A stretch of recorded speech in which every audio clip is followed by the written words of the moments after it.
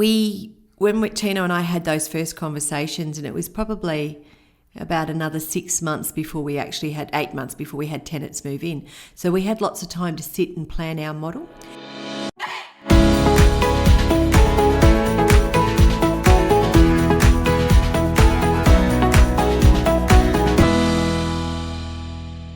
Hi, my name's Faye Minty and I'm the CEO of Enliven Housing.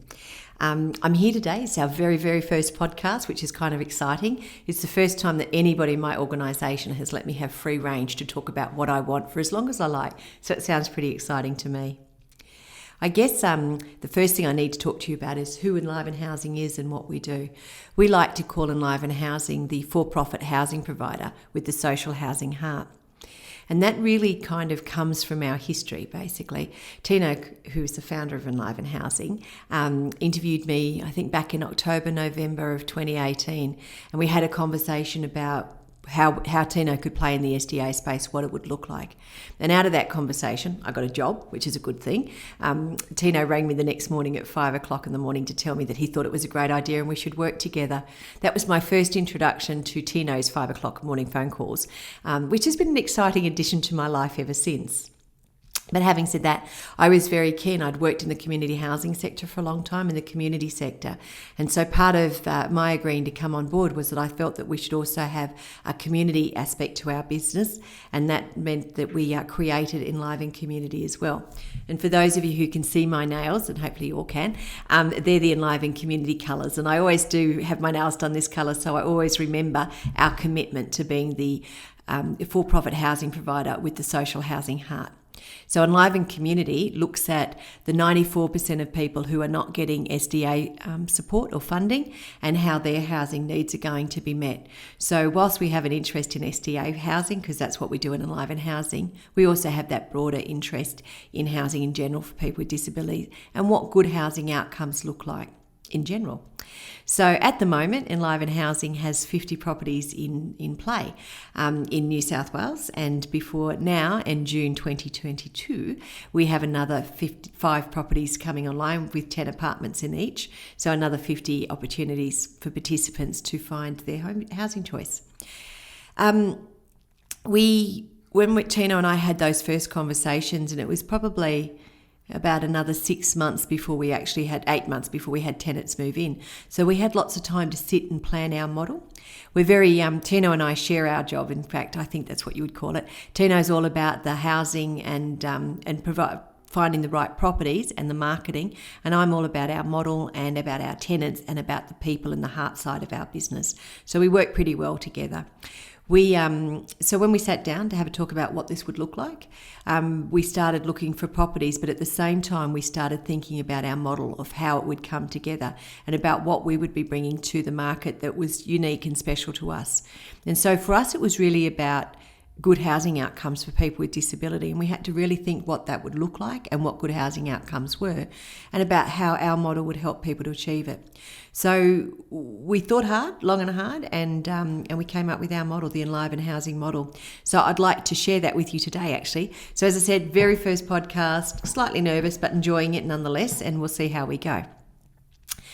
So our model was, first of all, the first important component of it is that we chose our properties so that they were, as we like to term it, aspirational.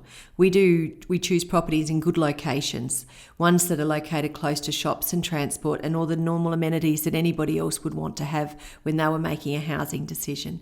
I know that getting into an Uber or a taxi to just go down and get groceries is not convenient. It's not okay. And expecting people in wheelchairs to walk to utilise broken or uneven pathways is not okay. So we take all of those things into consideration when we decide which properties we're going to take on. And so our first property was San Susie, and that was in August of 2019.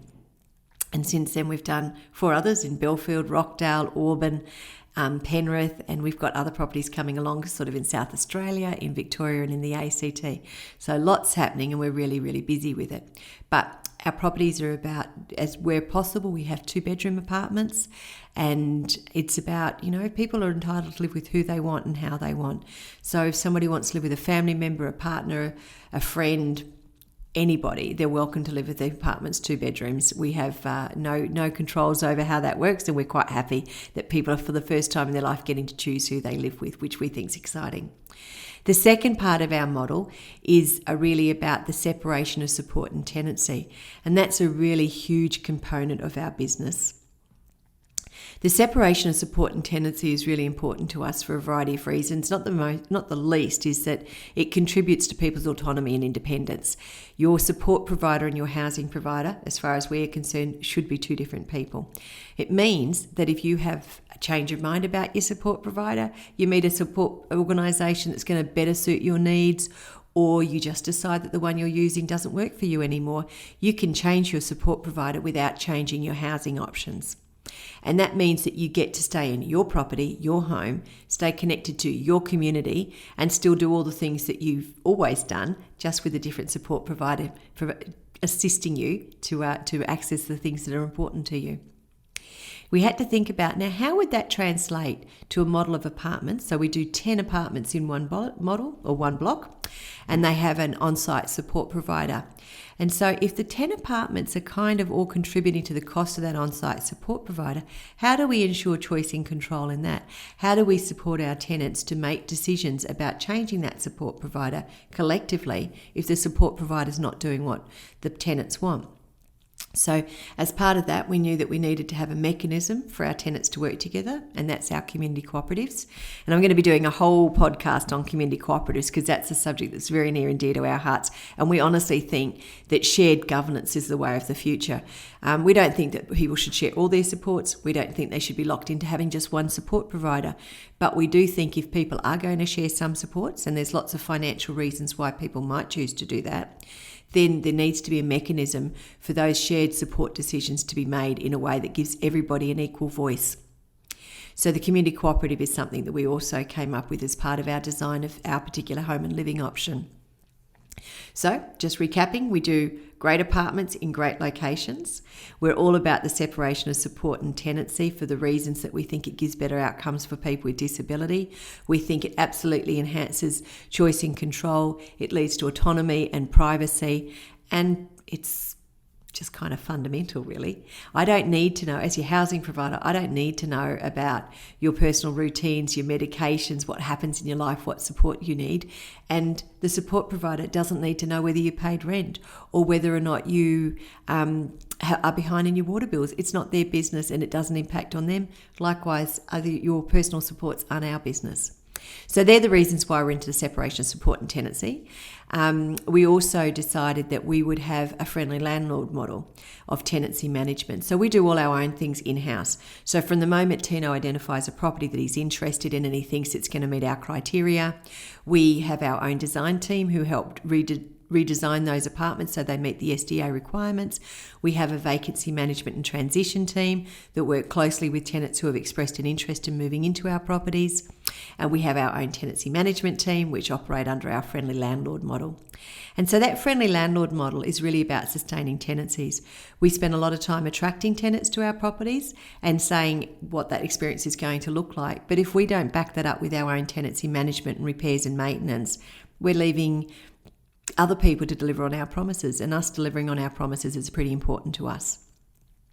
So our friendly landlord model is about sustaining tenancies, and it's about communication and collaboration, and we know that a lot of people with disability have quite wide support networks and that they are very much relied on to help people make informed decisions.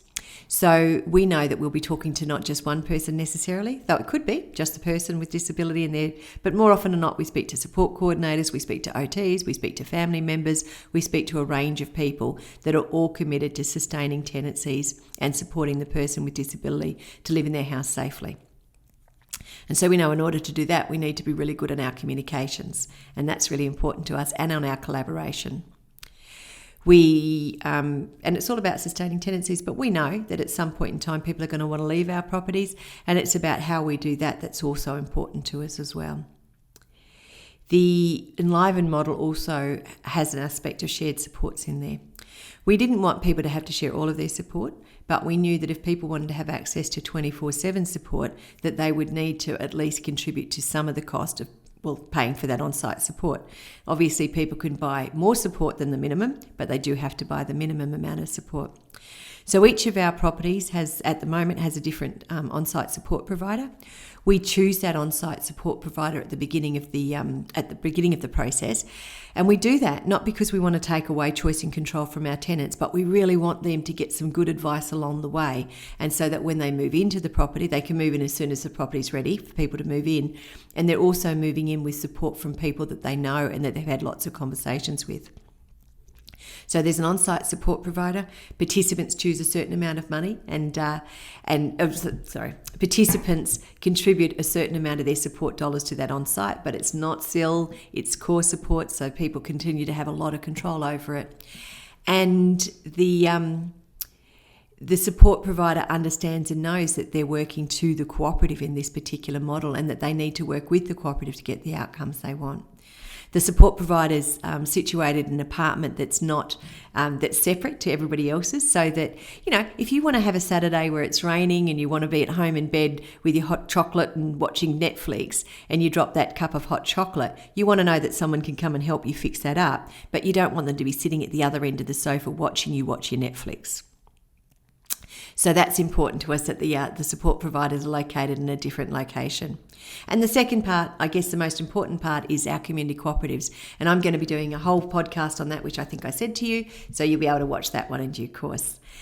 I've worked in this sector for a very, very long time, and I learned a lot. My first community housing job was with people with disability, and that was the organisation. It was called Capital Community Housing, and before that it was called TAS, Transitional Accommodation Services, I think, in the old language. But what I learned from there was, because my board was predominantly made up of people with lived experience of disability, either people with disability or their families, carers and guardians. And so they made it really clear to me what was important, and I've taken those messages on. And that was important then, and I think there are new messages to be heard and to be learnt, and hopefully our community cooperatives will make sure that those messages are heard, certainly by our organisation. We learnt that the outcomes of housing, what we call non-shelter outcomes, are just as important as the shelter outcomes of housing. So the non-shelter outcomes are things like social role valorisation. They are things like people being a tenant and being treated and valued as a tenant. They are issues around about how you're respected. I think it really comes down to the respect that you're paid, and whether you're part of a community, and about inclusiveness. And it's about, you don't have to love every member of the community cooperative, but you at least know that if you don't turn up to a cooperative meeting, or people don't see you, we will notice that your absence if we don't hear from you, or the support provider doesn't hear from you. And we think that's really important. That's when you know you're included and part of an inclusive community. I guess in addition to what we learned, we knew that the model needed to do certain things, which was around making the scheme sustainable, because we hear about it all the time, and we wanted to make sure that if we were doing something, we were taking the NDIS's needs for sustainability into account. We knew that if we wanted to do something, that we needed to take into account the on-site support providers' need to be viable and sustainable, so that they could in fact deliver a quality service. We needed to take into effect that disability support work is this whole system, apart from the person with disability being at the centre of it, the whole system hangs off good disability support workers. And so we knew that any model that we were presenting or encouraging needed to take into account the interests of the support workers that were actually on site delivering the services. We needed to take into account the change in perceptions around risk and independence, and the growing awareness that our tenants were actually now consumers and not customers, that they actually had a voice, that they actually now had buying power as a courtesy of their SDA funding and their support dollar funding.